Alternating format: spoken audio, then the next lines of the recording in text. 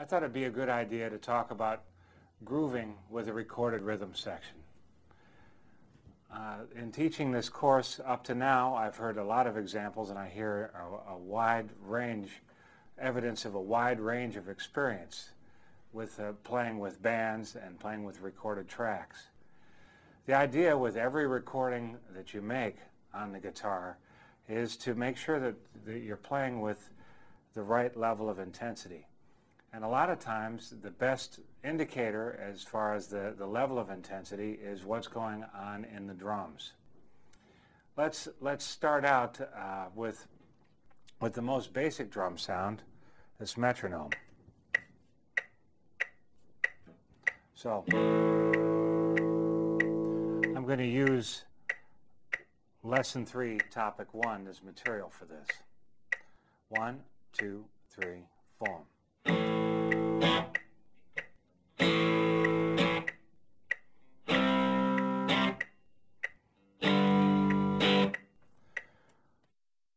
Although I don't have drum sounds there, I'm imagining a pounding rock drum sound on this one. The rhythm of this is a dotted quarter and an eighth note. So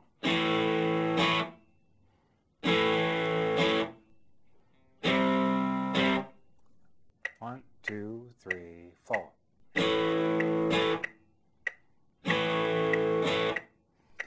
Also, if you'll notice, I'm strumming across the strings pretty quickly, but in time with the metronome. It's not like this. 2, 3, 4.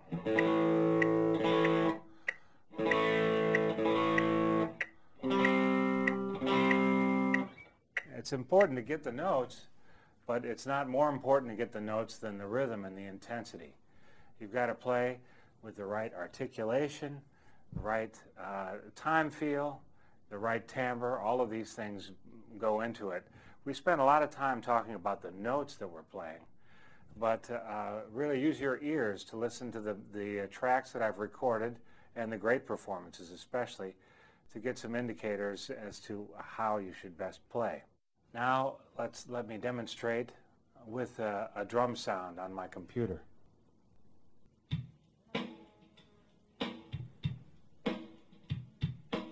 The pulse is the same as with the metronome a second ago, but you can hear other things. You can hear a hi-hat sound, you can hear a bass drum, and a snare drum sound.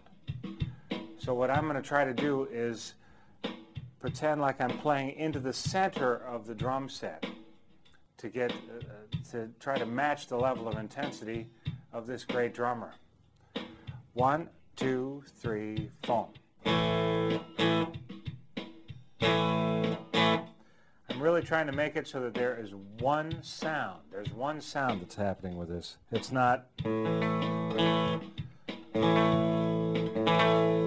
It's really supposed to be almost like a piano keyboard with like ba ba, like that sort of thing. 1, 2, 3, 4.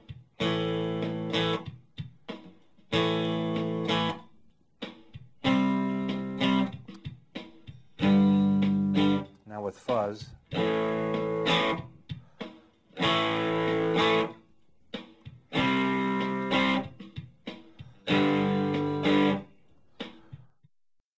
I should also mention that I'm not playing extra strings along with it. I'm playing the A power chord, and I don't have any of these extra notes going. Everything is just based on these three notes. Same deal with the C and the G. Part of that has to do with muting with the left hand. And making it so that I'm strumming just those three notes.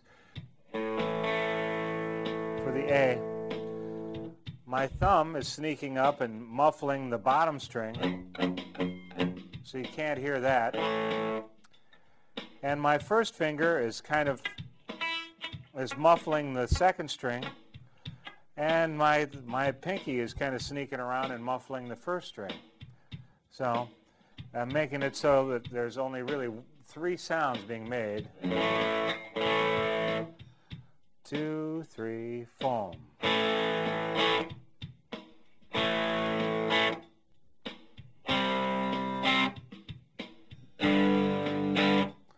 So I'm really making it so that the other strings are muffled, or at least they're not being bumped by my right hand. So that's a way to get a good clean sound.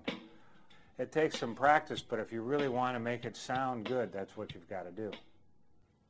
Now, let me put the bass sound along with it as well. Get to hear me introduce it. Power chords example.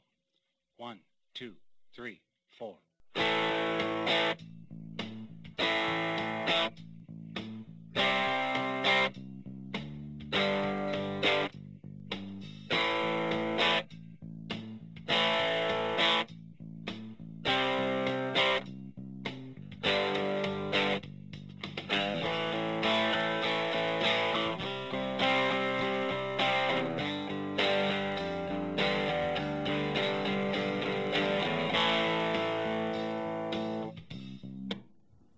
So the reason why I'm playing and it's locking in with the bass player sound is that the bass is locked in with the drums. The drums are the heartbeat of any band. And so if you're locked in with the drummer and everybody else is doing their job, you're locked in with the overall sound. Now the time feel is not under the ownership of the drummer. The time isn't in the drums. The time is in your heart and in the heart of the other players in the band. So you really have to work to get an inner metronomic sense, and the best place to get that is from playing with great drummers. And then when you get a chance to play with a real band, with a real great drummer, you know where to put your energy and where to get the energy from. It's right in the drums. So I think this will help your groove playing.